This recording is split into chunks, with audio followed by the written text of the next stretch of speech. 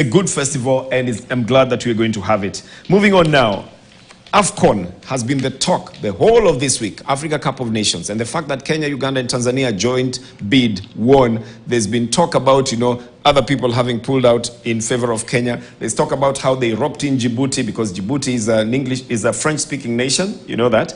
So they needed someone to speak to them in French. Then they roped in Sudan, who speaks Arabic, because those are two languages that these people understand there. So we've got to understand what is going on. But there is some complaints as well about why there's no match that is going to be played in Kisumu and Kakamega. Captain, what do you think about it? Even if you look at the facts here, that have been attributed to the sports here, saying a 60,000-seater capacity is going to be built, state-of-the-art and customized football, only green stadium, no racing track to be constructed on a 100-acre Jamhuri grounds along Ngong Road in Nairobi. What do you think about that? Two things. Number one, I can understand why Governor Anyang' Nyong'o and Barasa are saying why could it not be in Kisumu or Kakamega, because that is the big fun base for football. People are wondering why are you taking it a but remember this, and that's why I say two things. Number one is about logistics. Every sports person are not supposed to travel more than 100 kilometers from where they land. So you can imagine that if these guys were, because remember that most of the teams will be coming outside the country straight to Eldoret, for example. Remember that, Eldoret will be able to clear for international. No. Even if they, listen, you see, yes, I can understand, but I'm not sure that Kisumu can be able to handle international flights. I'm not sure. It's Kisumu International Airport.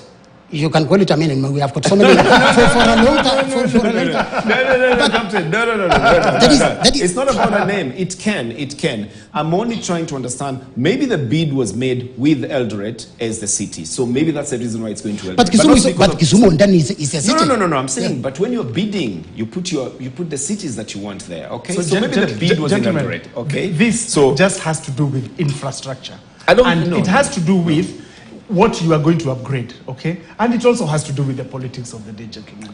Let's be sincere. Let's leave it there. Okay. Let's leave it there. It looks like we are not going to agree on this. Because we're going to miss it. Yes, we're going to miss it. It's not about logistics. It's not about whether you have an international airport that only has a name. It handles international cargo as well. So let's leave it. Let's just discuss the fact that the people who think that football lives in them, in terms of the fan base, who are feeling shortchanged a bit.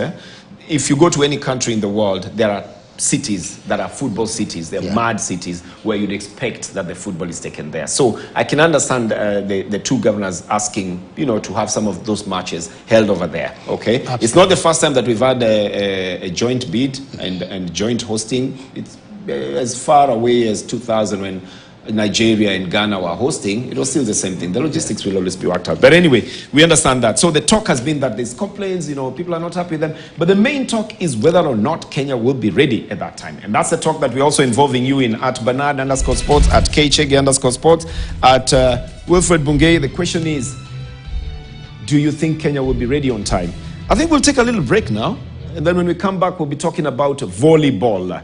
The playoffs were going on at Kasarani. They ended, and we've got winners in men and women's category. We'll tell you about them when we come back, and also when we have our guest today, who's the president